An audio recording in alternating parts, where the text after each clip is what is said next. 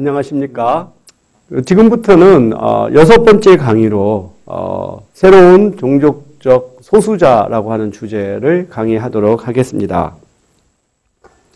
그 소수자라고 하는 것은 좀 누구인가? 영어로 우리가 minority라고 부르죠. 그러면 이 소수자를 우리가 이제 규정하는 네 가지의 중요한 요건이 있습니다. 그 두어킨하고 두어킨이라고 하는 두 부부 교수가 The Minority Report라고 하는 책에서 이 소수자를 규정하는 네 가지의 조건을 제기하고 있어요. 첫 번째가 식별 가능성. 이게 어떠한 피부색이든 또는 어떤 그 문화든 이런 것들로 인해서 그들이 구별될 수 있어야 되고, 두 번째는 권력의 열세죠. 이들이 권력에 있어서 열세에 놓여 있기 때문에 어떠한 부당한 그 대우를 받을 수가 있고, 세 번째로는 차별적 대우죠. 이 소수자에 대해서 다수자들이 불평등한 기회를 제공을 하거나 뭐 인격적으로도 모욕할 수도 있고요, 배제할 수도 있는. 그리고 네 번째에 중요한 것은 이 소수자들 간에 있어서의 집단 의식입니다. 자기가 이 집단에 속해 있기 때문에 앞서와 같은 대우를 받는다라고 하는 인식을 가질 이러한 사람들을 우리가 소수자라고 할 수 있죠. 어떻게 보면 세 번째까지 다 조건을 충족됐는데 자기가 소수자라고 하는 생각을 갖지 않으면 그 사람은 소수자가 될 수가 없는 거죠. 그래서 이 네 가지가 함께 이루어질 때 우리는 이들을 소수자라고 볼 수가 있죠. 그런데 이제 두어킨과 두어킨은 소수자를 정의할 때 그 규모, 그 집단의 규모를 이렇게 정하지는 않았어요. 왜냐하면은 인구적으로는 적어도 그들이 다수 어떤 권력을 지배할 수 있거든요. 과거 이제 남아프리카 공화국에서 아파세이드라고 하는 인종차별 정책을 할 때 백인들은 사실 인구적으로 소수였어요.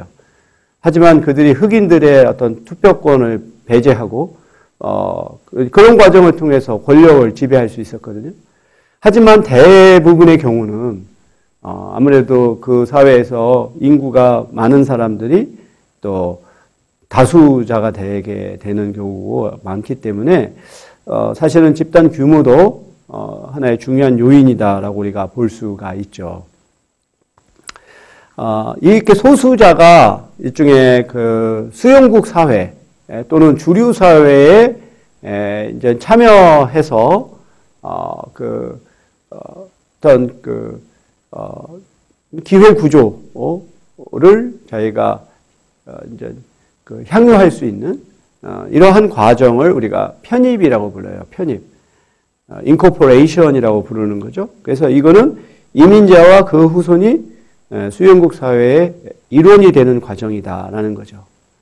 네, 여기에서 보면 크게 보면 두 가지의 하나의 방식이 있을 수 있어요. 하나는 자신들의 고유한 문화와 정체성을 다 포기하고 이제 동화의 길로 가거나 또는 자신들의 고유한 문화와 정체성을 유지하면서 이 수용국 사회에 참여하는 이 두 가지 과정으로 크게 나눠질 수가 있는데, 그걸 조금 더 우리가 좀 세분화하면 네 가지로 우리가 볼 수 있다는 거죠.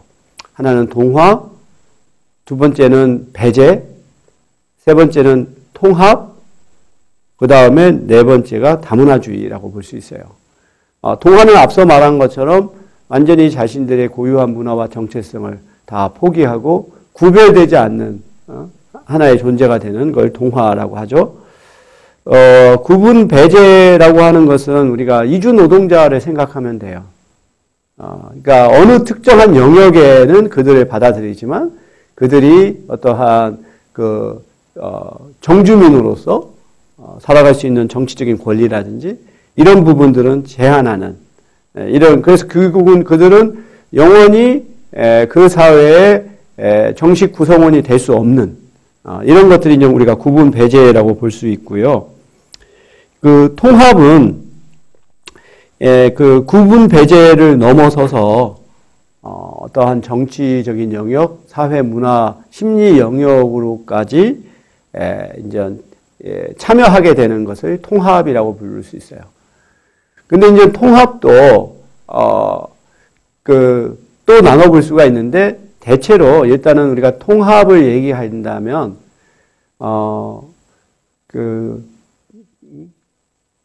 고용이라든지 또는 교육이라든지 주거라든지 의료라든지 주로 이렇게 좀 뭐라고 말할까 물질적인 영역, 물질적인 영역에서는 평등한 기회를 보장하는 수준을 우리가 통합이라고 불러요.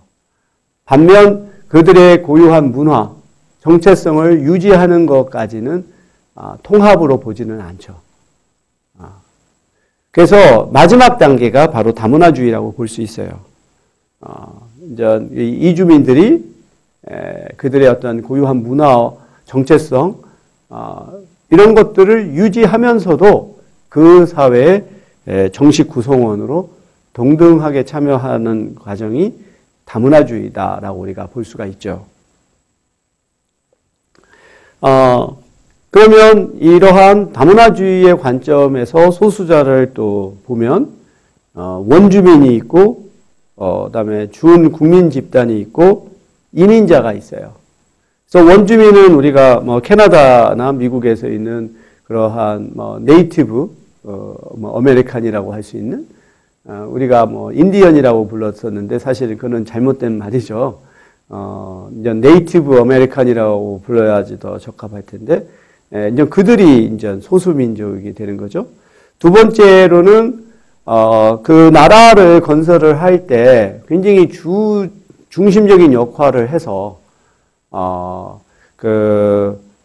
그들만의 하나의 독자적인 정치 문화를 유지하고 있는 그러한 집단을 우리가 내셔널 마이너리티라고 불러요. 준국민 집단. 유럽의 스페인에 있는 카탈루니아, 지금 카탈루니아가 독립하려고 계속 하잖아요. 그런 거라든지, 캐나다의 퀘벡주에 있는 프랑스계 사람들. 이 사람들은 이제 자기를 하나의 이민자 집단, 소수민족 집단으로 취급받는 거에 상당히 반대하고, 뭔가 그들만의 독립적인 정치 공동체까지 형성하려고 하는 경우가 준국민 집단이라고 볼 수 있고, 일반적인 경우가 이민자죠. 근데 이민자는 사실은 자발적으로 이주를 한 사람이기 때문에 이 이민자들의 경우는 동화의 길로 갈 가능성이 높아요. 반면 준국민 집단은 다문화주의를 표방하죠.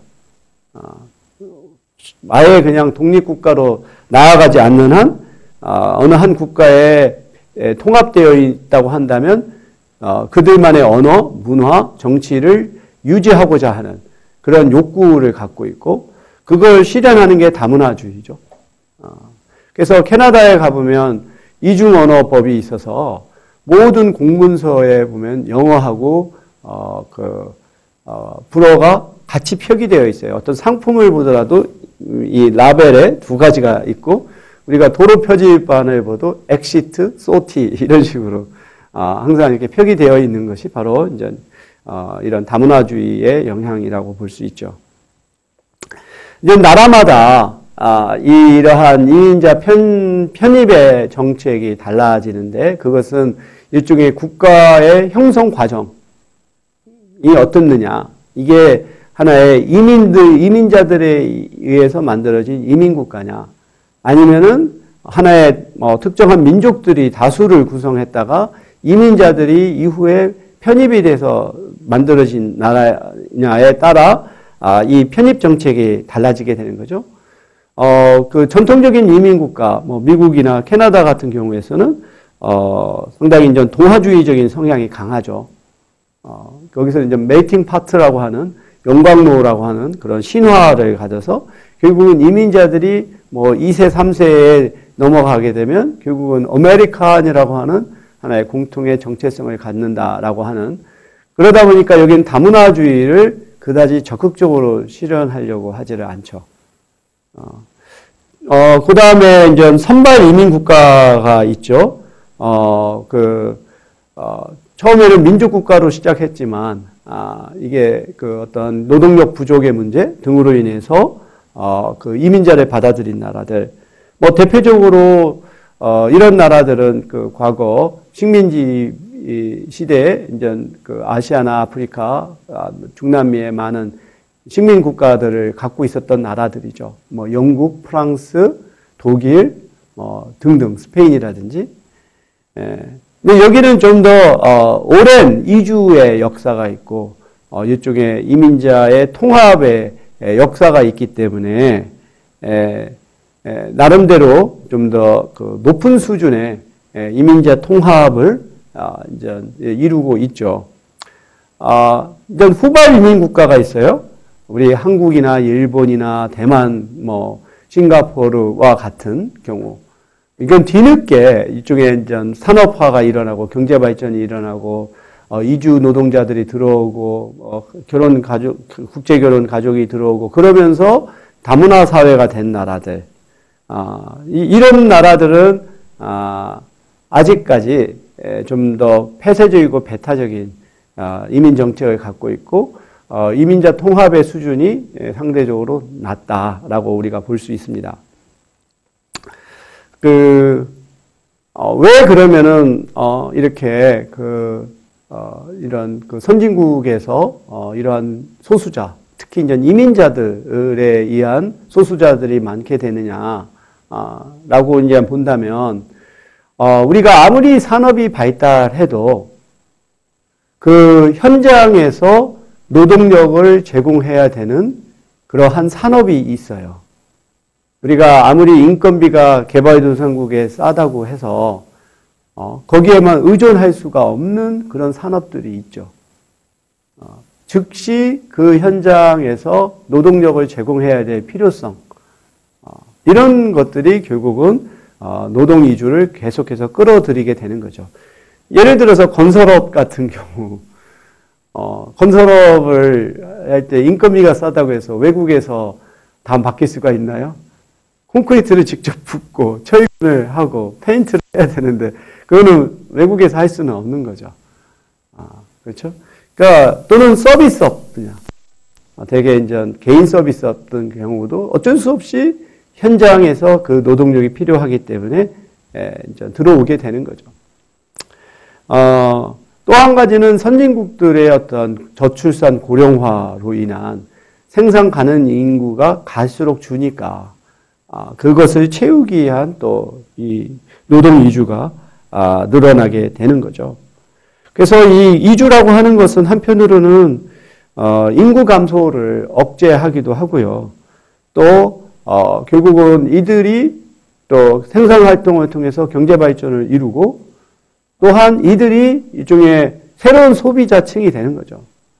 그래서 이 이주 노동자들은 대체로 보면 젊은 연령층이 많기 때문에 그들이 생산과 소비를 감당하고 또한 이들이 가족을 형성을 해서 사실은 이렇게 갈수록 그 축소되어가는 이 사회를 일종의 재생할 수 있는 역할을 할 수 있다라고 볼 수가 있습니다. 그래서 이러한 이주자들은 대개 이제 내국인들이 기피하는 산업에 주로 종사하게 되죠. 그래서 이러한 이주 노동자들이 그런 역할을 하게 되면 내국인들은 상대적으로 덜 힘들고 또 부가가치가 높은 쪽으로 이주를 하게 되죠. 그래서 이렇게 노동 이주 현상을 보면 크게 또 두 가지의 양극화가 일어나요. 한편으로는 굉장히 그 저숙련 그 노동자들이 또 있는가 하면 또 고숙련의 기술을 필요로 하는 그런 직업들이 있죠. 뭐 우리 영어 강사 같은 경우도 한 예가 되겠죠.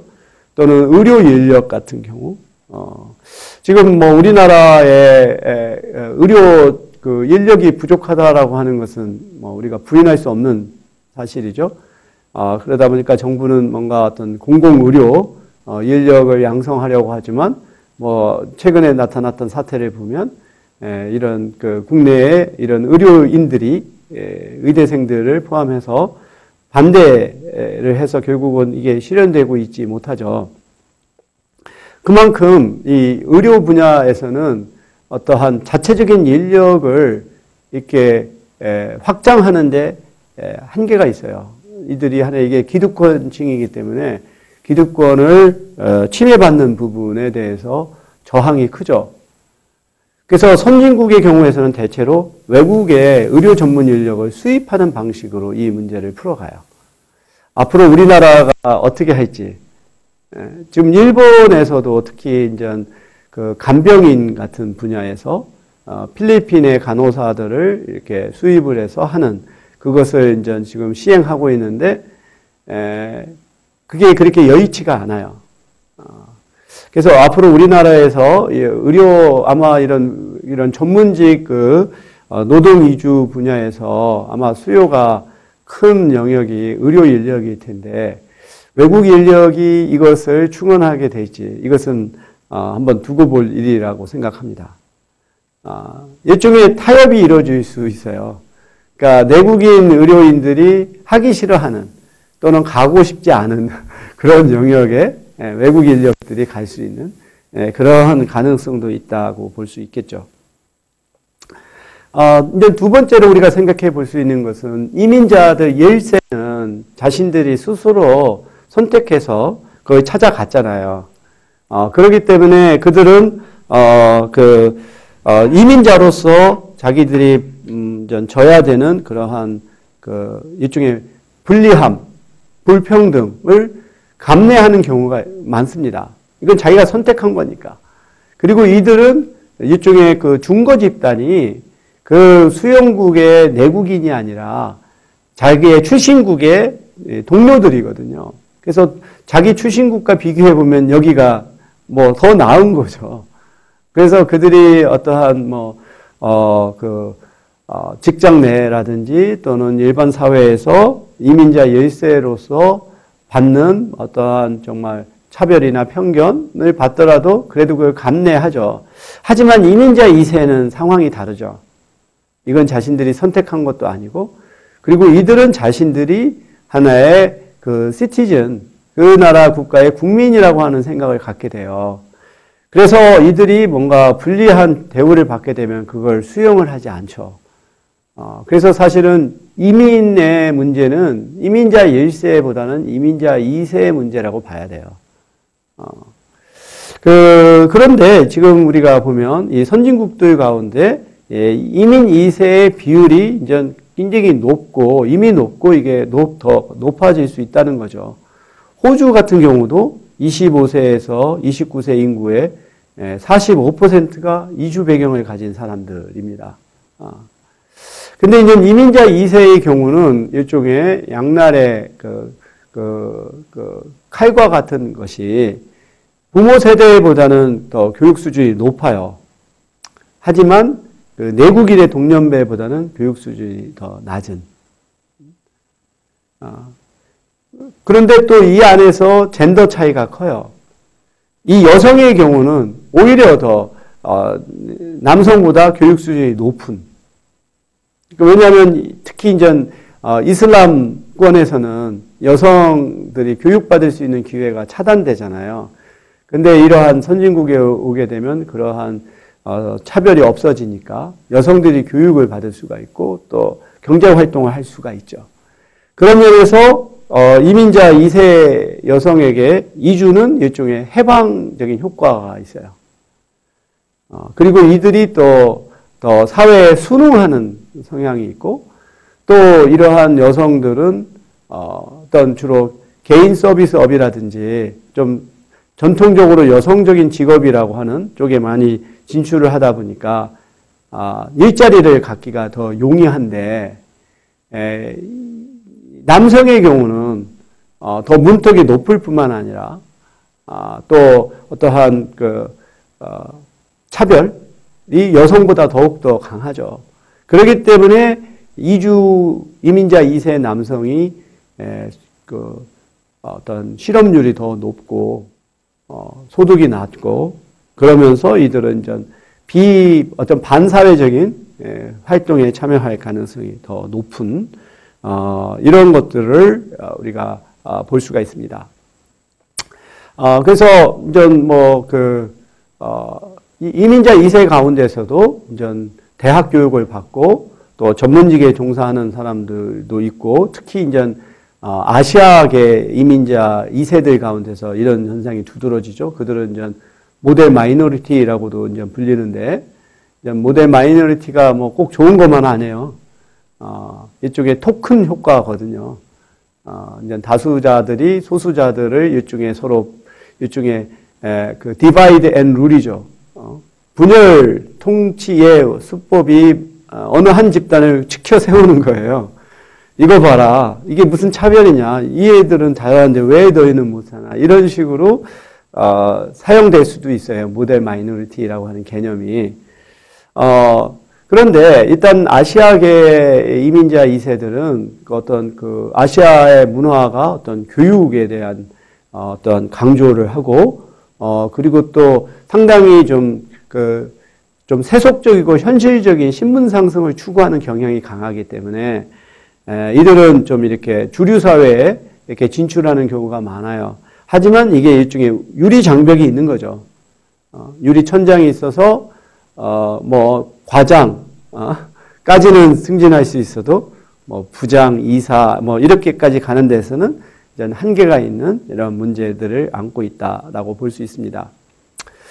그렇게 해서 이렇게 이민자들이 그 어떤 일반 노동시장에서 보면 불리한 점들이 있죠. 언어의 문제 또는 수용국 사회의 어떤 문화나 제도를 잘 알지 못하는, 그러다 보니까 이들 가운데서는 자영업 또 개인 사업을 통해서 경제적인 그 자립의 토대를 마련하는 경우가 많습니다. 뭐 미국에 있는 우리 한인들이 자영업을 많이 했잖아요. 세탁소라든지 또는 뭐 그 흑인 지역에서 그 어떤 리커 스토어라고 하는 어떤 술을 파는, 또는 뉴욕 같은 데서는 청과상, 그로서리 스토어라고 해서 청과상을 운영하기도 하는 이런 식으로 이제 자영업에 많이 진출을 했죠. 근데 이제 이민자 사업에 대해서는 뭐 두 가지의 서로 상반된 평가가 있어요. 하나는 이민자들이 결국은 수용국 사회에서 특히 이제 낙후된 지역을 이렇게 그 재생시키는 역할을 했다. 그래서 그 지역 경제를 활성화한, 실제로 보면 미국에서 우리 한인들이 진출한 영역들이 대체로 보면 이미 왔었던 그 이민자들, 대체로 보면 유대인들인데, 유대인들이 이제 1세가 은퇴하고 2세들이 전문직이 되면서 그 지역을 떠나가게 되는 것을 한인들이 들어가서 다시 이제 코리아타운을 발전시킨 경우가 많아요. 그러니까 한인들이 들어가서 오히려 그 지역 경제가 활성화되는 그런 측면이 있죠. 뭐 우리의 경우를 든다면 가리봉동, 대림동도 그런 것이죠. 그 지역이 원래 구로 이쪽에 공단이었잖아요.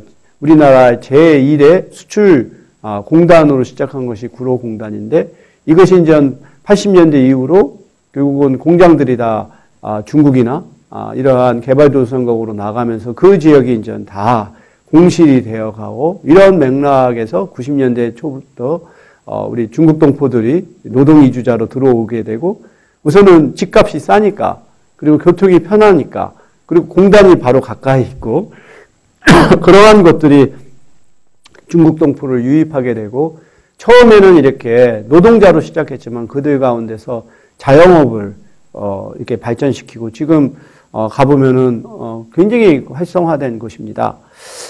근데 우리나라에서는 굉장히 뭔가 대림동 하면 범죄 도시를 떠올리고, 뭐 청년 경찰에서 나타나는 그러한 범죄를 생각하는데, 저는 정말 그러한 편견을 우리가 벗어나야 된다. 사실 우리가 위험한 곳이라고 하는 것은 그 잘못된 그 어떤 시간대에 가면 다 위험하죠. 거기만 위험한 게 아니죠.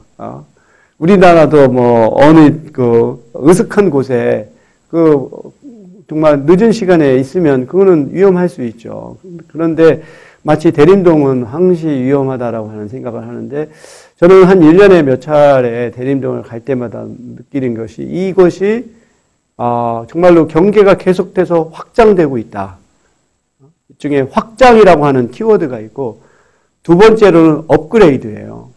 처음에는 굉장히 어떤 작은 규모의 상점 또는 건물이었던 것이 지금은 대규모 호텔이 들어서고 과거 쪽방들이 지금은 원룸, 아파트로 이렇게 일종의 업그레이드가 되는. 그래서 저는 사실 이 대림동이 한편으로는 우리 서울에 또 하나의 작은 차이나타운을 중국을 형성하는 어떤 문화 다양성을 높이는 것도 있고, 두 번째로는 결국은 이 대림동에 있는 중국 동포가 한국과 중국 간에 있어서의 어떤 무역, 경제적인 그 중개자로서 역할할 가능성이 크다는 거죠. 앞으로 우리나라가 중국이나 베트남이나 동남아로 진출함에 있어서 대림동은 저는 그걸 그래서 제가 수행했던 서울 서남권 중국 동포 밀집 지역 연구에서 제안했던 것은 일종의 우리가 이걸 게이트웨이로 삼자. 동남아로 진출하는 게이트웨이로서 우리가 이 대림동 지역을 단순하게 어떤 중국 동포 밀집 지역이 아니라 어떤 국제 무역, 문화의 하나의 중개지로서 우리가 발전시키자, 그런 제안을 했어요. 이러한 긍정적인 측면이 있는가 하면 이 이민자 사업이라고 하는 것은 결국은 제살 깎아먹기와 같다. 이게 결국 가족 노동과 장시간 노동을 통해서 하는 거지, 이게 어떠한 수익을 내지 못하는 측면이 있다라고 하는 것이 있고, 또 이들이 이제 또 불법 외국인을 고용하거나 탈세한다라고 하는 또 부정적인 효과도 있다라고 주장을 합니다. 제가 2017년에 독일 베를린을 방문했을 때 굉장히 제가 주목했던 것 중에 하나가 이 데네르 케밥이라고 하는 일종의 프랜차이즈예요. 우리가 케밥 잘 알죠. 이 사진에서도 보면은 양고기를 다져가지고 이렇게 압축해서 이제 세워놓고 그 옆에 이렇게 히터가 돼서 이 양고기의 그 표면이 이제 구워지잖아요. 그거 이제 칼로 이렇게 긁어내죠. 그래서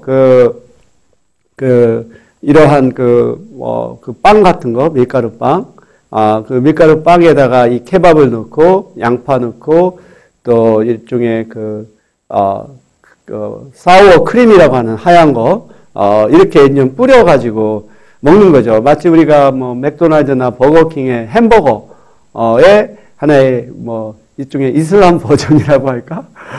이것이 바로 이제 케밥이죠. 근데 사실 저는 케밥이 햄버거보다 훨씬 더 낫다고 봐요. 그 고기 맛도 그럴 뿐만 아니라 양도 많고, 그래서 이러한 데네르 케밥에 가면 이 케밥에다가 콜라 하나 먹으면 정말 한 끼를 우리가 때울 수 있을 만큼의 큰 양입니다. 이것이 지금 베를린 시내 도처에 있어요. 근데 이것이 그렇게 성과를 거둘 수 있는 게 24시간 오픈입니다. 24시간. 그러니까 다른 독일인들이 하는 음식점들은 저녁 한 9시 되면 다 문을 닫는데 여기는 24시간을 영업을 해요. 그러니까 뭔가 특히 젊은이들은 밤에 돌아다니는 일이 많잖아요. 그럼 배가 고프면 여기 가서 이제 한 끼 때울 수가 있고. 그래서 이 데네르 케밥이 터키 이민자들의 대표적인 사업이고, 이게 이제 사방에 있으니까 여기서 이제 고용을 창출을 하는 거죠. 우리 이태원에 가보면 또 이런 케밥이 있어요. 우리 왜 아람동에는 참사리길에는 이런 게 없을까? 내가 볼 때는 굉장히 좋은 하나의 아이템이라고 생각하는데, 아직까지 우리 학교 주변에는 이게 진출을 하지 않은 것 같아요. 이따가도 사라졌는지는 모르겠지만, 이것이 하나의 대표적인 하나의 이민자 자영업이라고 볼 수 있죠.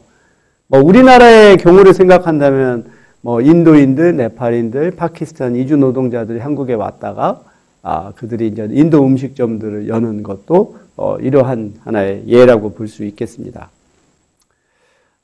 그래서 지난번에도 한번 우리가 다뤄봤어요. 이민이 이런 수용국 경제와 내국인 노동자에게 미치는 영향이 어떠냐. 근데 이것도 이제 부정적인 효과와 긍정적인 효과가 있다고 했죠. 그렇지만 여기서 우리가 또 주목해야 될 것은 이건 모든 사람한테 혜택이고 모든 사람한테 피해가 아니라 상당히 차별적인 효과를 갖는다. 이러한 이주 노동자들로 인해서 어떤 고숙련자라든지 자본가라든지 전문직에 종사하는 사람들은 값싼 노동력을 사용할 수 있는 혜택을 받고, 반면 이들과 경쟁해야 되는 노동계층, 하층 계급은 이들의 존재로 인해서 불이익을 당할 수 있다라고 하는 이 부분을 우리가 주목해야 될 것 같아요. 이것은 우리가 서구에서의 이주를 할 때 이미 설명을 했었었죠.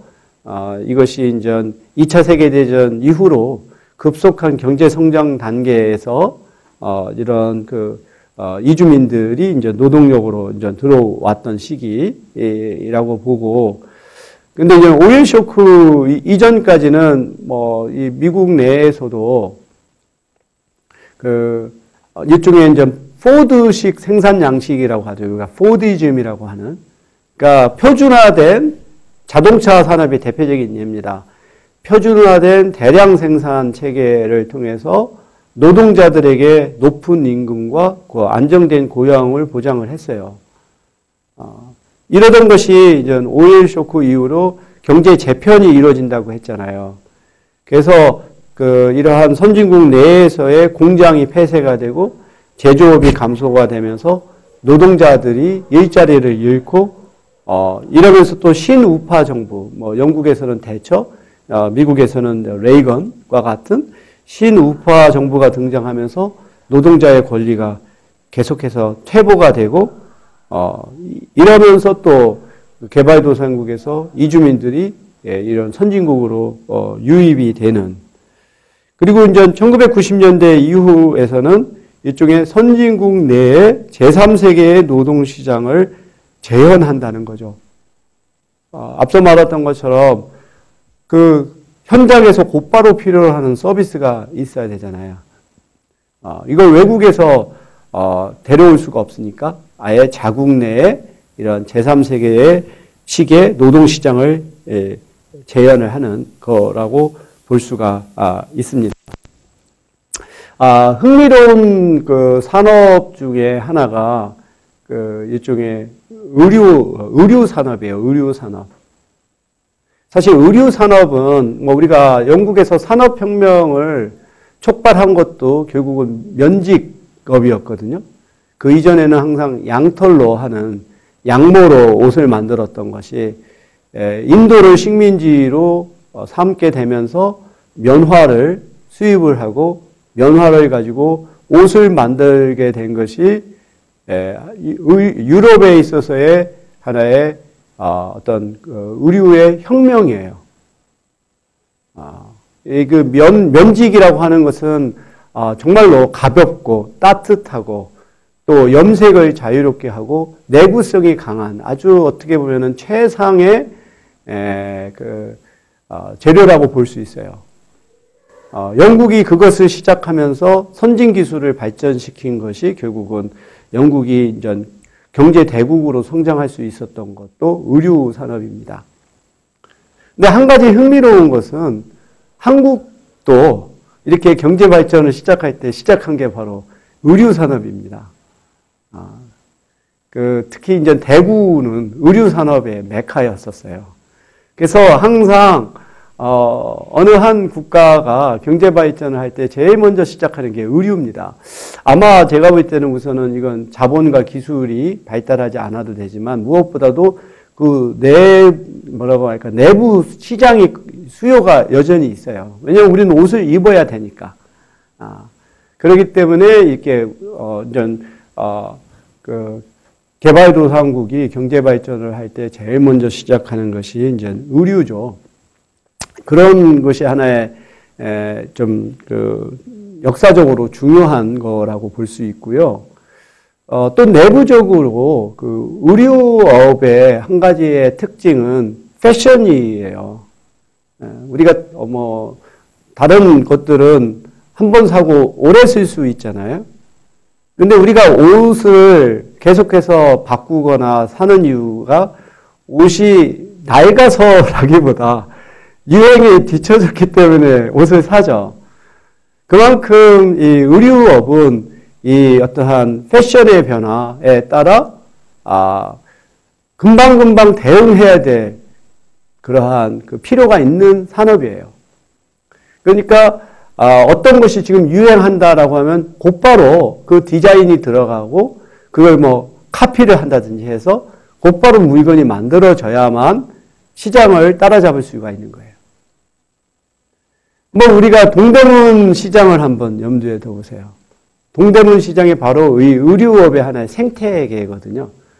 최종적으로 이 옷이 팔리는 것은 뭐 두테라든지 밀리오레라든지 그런 데서 팔리죠. 근데 그 팔리는 옷을 어디서 만드느냐? 바로 창신동이라든지 그런 곳에 가보면 우리가 건물의 지하에 공장들이 있어요. 정말 이제 원단을 끊어와서 그것을 자르고 그다음에 그 재봉하고 단추 붙이고 해서 그 바로 이 도매시장에 공급하죠. 그러면 여러분이 아마 동대문 시장 가보면 오토바이들을 많이 봤을 거예요. 왜냐면 그 좁은 공간을 이 원단을 실어 놔야 되니까. 그런 오토바이가 있고 오토바이 판매점과 수리점들이 또 생태계가 존재하죠. 그리고 이 동대문은 이쪽에 패션의 하나의 메카가 되는 게 그 어느 한 공장이나 어느 한 업소가 모든 것을 다 갖고 있지 않아요. 많은 것을 갖고 있지 않아요. 그러면 재고의 문제가 있습니다. 그러니까 어느 곳은 단추만 팔고 어느 곳은 지퍼만 팔고 하는 것이죠. 이렇게 서로 분업을 한 것이 적은 재고량을 가지고 어떠한 수요가 있을 때 빠르게 대응할 수 있는 것은 이것이 바로 근접한 곳에 밀집해 있기 때문인 것이죠. 그러니까 어떻게 보면 전통시장이라고 하는 것이 이렇게 의료업과 같이 수요의 그 공급이 순간적으로 빨리 이루어져야 되고 여러의 산업 분야가 긴밀하게 공조해야 될 가능성을 갖고 있는 거예요. 우리가 전통시장 하면 보면 뭐 규모도 작고 밀집되어 있다라고 생각하지만 바로 그와 같은 지리적인 근접성이 이러한 패션업과 같은 쪽에 대응할 수 있는 하나의 조건을 마련하고 있다라고 우리가 볼 수 있어요. 그러면 바로 이 봉제 공장에서 일을 하는 사람들이 누구냐? 내국인도 있지만 외국인들이 많죠. 이들이 이제 적은 임금으로 긴 노동 시간을 감당하면서 그 일을 해야 하는 바로 이러한 것이 의류업과 같이 이러한 생산의 주기가 굉장히 짧은 쪽에서는 어쩔 수 없이 노동자가 현장에 있어야만 하는 이러한 상황이 바로 이 제3세계 노동시장을 선진국 내에 재현한다라고 우리가 말을 하는 겁니다. 이러한 과정을 통해서 이제는 이 고용이 굉장히 이제 불안정하고 뭐 좋게 말할 때는 유연화라고 하죠. 하지만 결과적으로 보면 하청이라든가 임시직이라든가 또는 비합법적인 노동을 통해서 어떤 고용자는 이 어떠한 실질적인 생산에 참여하지 않고 어떤 노동자의 어떠한 복지에 전혀 책임을 지지 않는 이러한 방식으로 계속 가게 되는 거죠. 이 과정에서 이주 노동자뿐만 아니라 결국은 내국인 노동자들도 계속해서 고용이 불안정해져 가는 문제를 안고 있다라고 우리가 볼 수 있습니다. 특히 이 과정에서 이제 이주 여성들은 성차별과 또 종족차별이라고 하는 이중차별을 경험한다라고 하는 거죠. 그리고 이들은 어떤 인신매매와 성노동에도 이렇게 노출되어 있는 그러한 경우가 있습니다. 우리나라에서도 여전히 예술인 비자라고 하는 자격으로 국내에 와서 이제 예술 활동을 한다고 하지만 실질적으로는 이러한 성산업에 종사하는 여성들이 많아요. 그것이 명백하게 사실은 불법행위라고 하는 것을 알고 있음에도 불구하고 계속해서 그런 것이 지속된다는 것이 상당히 좀 저는 문제가 아닌가. 특히 이제 필리핀 뭐라든지 특정한 러시아라든지 여성들이 예술인 비자라고 하지만 그 현실적으로 그들이 여기서 어떤 예술 활동을 하는지 사실 우리가 다 알고 있는 사실이거든요. 이게 좀 어떻게 보면은 눈 감고 그냥 덮어주는 것이 아닌가 싶어서 이 부분도 우리가 좀 현실을 직시하고 비자 제도를 좀 개선해야 되지 않을까 싶고요. 특히 이제 이주 여성에서 이제 가사 노동에 많이 종사를 하죠. 특히 돌봄 노동이라고 하는 가사 노동이라든지 또는 노인들의 간병이라든지 이와 같은 부분들을 이제 이주 여성들이 많이 하고 특히 이제 대만, 싱가포르, 홍콩과 같은 경우에서는 내국인 여성들의 경제활동 참가율이 매우 높아요. 그러다 보니까 이렇게 이주 여성 가사 노동자들을 많이 쓰죠. 이런 과정에서 일종의 그 글로벌 케어 체인이라고 하는 초국가적인 돌봄의 하나의 위계 구조가 형성이 되는 거예요. 선진국 여성들의 돌봄을 결국은 이주 여성들이 담당을 하고 그 모국에 남겨둔 자녀들은 모국에 있는 다른 사람이 또 돌보는 정말 아이러니죠. 자기 아들은 놔두고 남의 자녀를 이렇게 돌봐야 되는 이 초국가적인 돌봄 노동의 위계 구조가 이제 나타나게 되는 그 하나의 계기를 마련을 하게 되고요. 그리고 앞서 우리가 노동이 유연화되고 비합법화된다면 이 과정에서 또한 그 비공식적인 경제가 또 성장하게 되는 이러한 또 문제점을 안게 됩니다. 아울러서 이제 노동시장이 이제 분절화가 되는 거죠. 하나의 그 제1차 노동시장, 제2차 노동시장, 프라이머리 레이버 마켓, 세컨더리 레이버 마켓 이런 식으로도 불러요. 그러니까 공식 노동시장과 비공식 노동시장으로 나눠지게 되고 공식 노동시장은 이제 그 나라에서의 어떤 주류 집단들이 또 고학력, 기술력이 높은 사람들이 차지하는 반면 이쪽에 저숙련, 저학력, 육체노동, 개인 서비스 이런 것들은 이주자들이 담당하는 그러한 식으로 노동시장이 이제 분절화가 나타나게 된다는 겁니다. 앞서 우리가 이제 의료 사업을 얘기를 했으니까 한번 그러한 맥락에서 여러분들이 이 PPT 슬라이드들을 이제 살펴보면은 되겠고요. 그 다음 슬라이드는 제가 이제 미국과 그 영국의 소수자들에 대한 그러한 내용들을 담고 있습니다. 또 이게 굉장히 내용이 많아서 제가 자세하게 설명하면 시간이 많이 초과될 것 같아서 간략하게만 설명을 하고 또 상당 부분은 표와 그림이기 때문에 여러분들이 이제 참고 자료로 생각하면 됩니다. 그래서 오늘은 제가 핵심적인 포인트만 말씀을 드리려고 해요. 미국은 이게 이주의 역사가 길다 보니까 굉장히 다양한 여러 인종 집단들로 구성되어 있고, 근데 이제 굉장히 중요한 현상은 과거에는 백인이 머저리티였고 이민자가 또는 소수민족이 마이너리티였는데 이것이 계속 바뀌고 있다. 지금 미국 전체 인구의 25% 이상이 종족적인 소수자라는 거죠. 그러면서 히스패닉과 아시아 인구는 증가하는 반면 전통적인 하나의 지배적인 마이너리티였던 흑인들의 인구나 영향력은 감소되고 결국 백인들의 또 이것도 감소되고 그래서 최근에 이러한 미국 내에서 트럼프를 지지하는 이런 백인층들은 대개 이 과정에서 위기감을 느낀 사람들이라고 볼 수 있어요. 지금 현재 우리가 그 2015년의 통계를 보면 백인이 63%, 히스패닉이 17%, 흑인이 13%. 이미 이제 2015년 현재 흑인들은 히스패닉에 밀렸죠. 그다음에 아시아인들이 4%인데 이것이 2044년이 되면 백인의 비율은 49.7%로 줄어요. 반면 히스패닉이 25.1%, 그 다음에 흑인이 12.7%, 아시아 인구가 거의 8%에 달하는 이런 식으로의 아주 급격한 변화가 예상이 된다는 것이고, 여기서 가장 주도적인 역할을 하는 집단이 히스패닉이라고 하는, 사실 이게 하나의 범주지만 그 안에 굉장히 다양한 구성들로 되어 있죠. 이들이 이제 그 숫자가 늘어나고 이들이 이제 미국 시민이 되면서 이들의 정치적인 영향력이 갈수록 확대되어 가고 있다라고 볼 수가 있어요.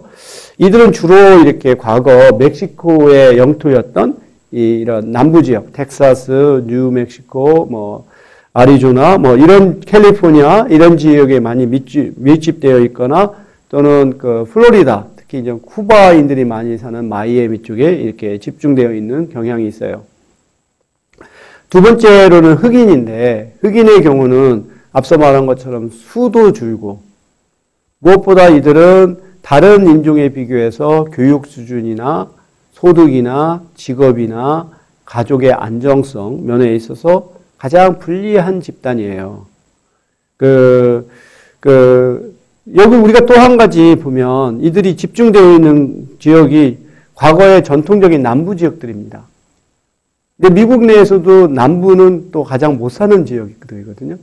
가장 못 사는 지역에 흑인들이 또 많이 밀집해 있다라고 하는 것이 그들의 전반적인 사회 경제적 지위를 약화시키는 요인이라고 우리가 볼 수 있어요.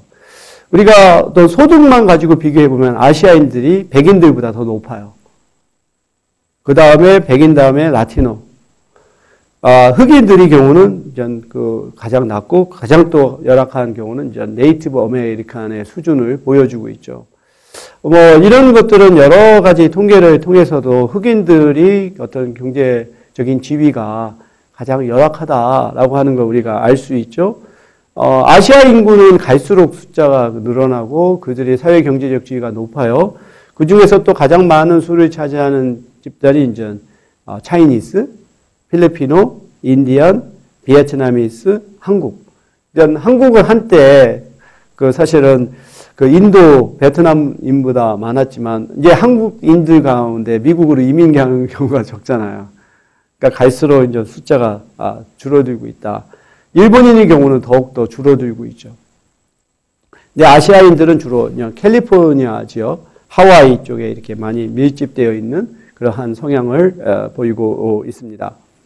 그래서 아시아인들은 그들의 어떤 소득 수준이라든가 또는 교육 수준에 있어서 가장 아주 좀 모범적인 그런 집단이라고 볼 수 있고, 근데 여기서 굉장히 중요한 것이 이쪽에 보면은 미국 인구 센서스에서는 자신의 어떤 종족을 표시할 때 단일 종족도 있지만 여러 개의 이쪽에 보면 혼혈이 되겠죠.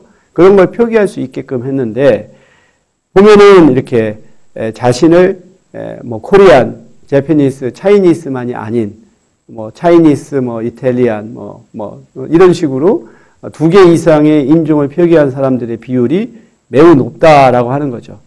일본인들은 아시아인들 중에 가장 동화가 많이 진행된 집단인데 35%가 한 가지 이상의 인종을 얘기를 했고 코리안의 경우도 14%에 달하죠. 그래서 아시아인들은 가면 갈수록 앞서 말했던 것처럼 자발적으로도 미국 사회에 주류 사회에 참여하려고 하게 되고 그런 과정에서 이런 다른 인종과의 혼혈이 늘어나고 있다라고 우리가 볼 수가 있습니다. 뭐 여러 가지 참고 자료가 있으니까 여러분들이 한번 살펴보면 되고요. 우리 한인은 아까 말했던 것처럼 이렇게 캘리포니아, 텍사스 이런 동북부 지역에 밀집해 있다는 걸 알 수가 있습니다. 끝으로 한번 영국의 소수자들의 상황을 한번 살펴보면 영국은 미국하고 좀 달라요. 왜냐하면 식민지를 갖고 있었기 때문에 외국 출생자들이 일종의 구이민자로 들어왔고 그 다음에 그 이후로 또 경제 개발 과정에서 또 후발 이민자들이 들어와서 영국에는 크게 세 가지 부류가 있죠. 외국인의 신분으로서 체류하는 사람들, 특히 이제 EU의 회원 국가 국민들이 이렇게 외국인 체류자의 신분으로 살고 있거나 또는 아까 말했던 것처럼 외국에서 출생한 사람이 여기서 사는 경우, 그 다음에 이제 그 종족적 소수자라고 해서 이쪽에 연방 출신의 이민자와 그 후손들로 이렇게 구성되어 있다라고 볼 수가 있어요. 그래서 이제 다른 내용들은 여러분들이 살펴보면 되고, 여기서 제가 좀 오늘 강조하고자 하는 것은 뭐냐면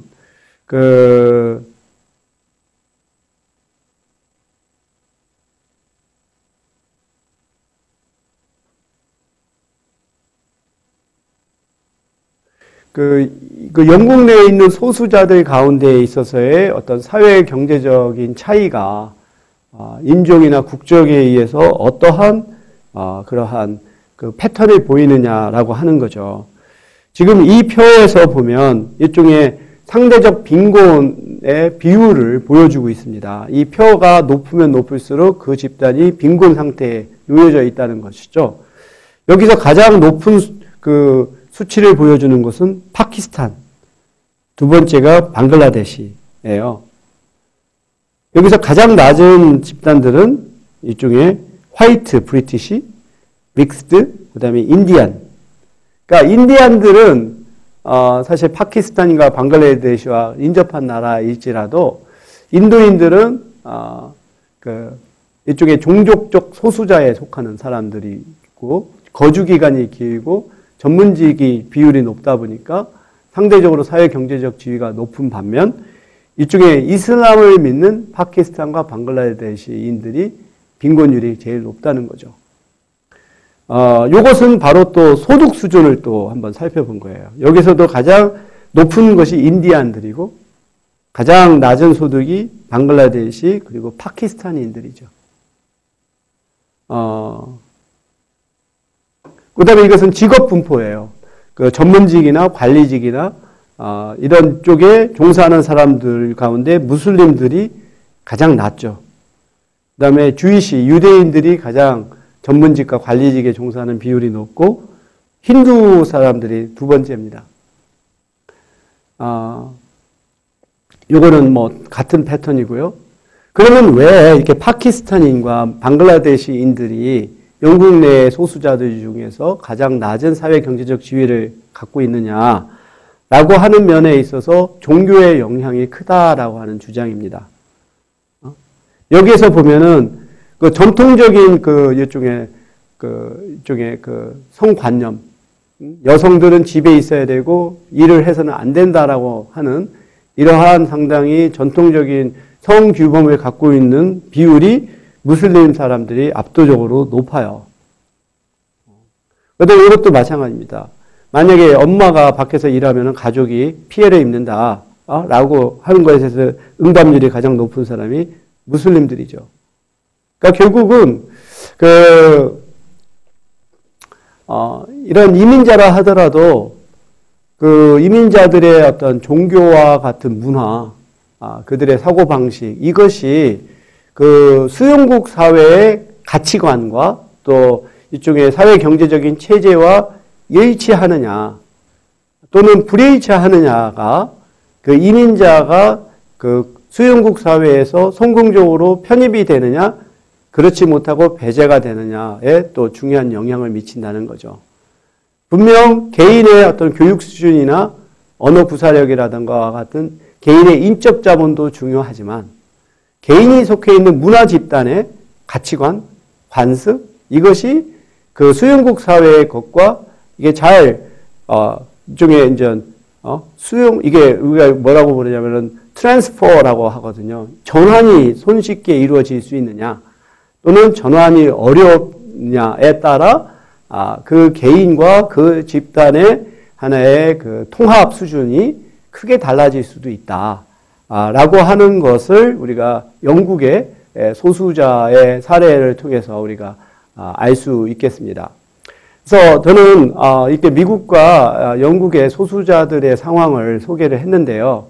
이것을 한번 우리나라의 경우에 한번 유추해서 생각해 보았으면 좋겠어요.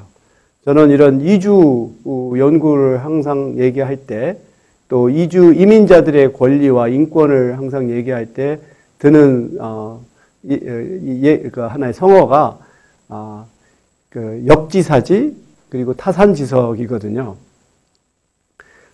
우리가 정말로 역지사지의 자세로 우리 국내에 있는 이민자들, 소수자들을 바라보는 게 필요하고, 또 타산지석, 외국의 사례에서 좋은 점은 받아들이고 나쁜 점은 피해갈 수 있는 이런 지혜를 우리가 이런 국제 이주와 다문화 사회와 연관시켜서 생각해 봐야 된다고 저는 생각합니다. 그럼 오늘 강의는 이것으로 마치겠습니다.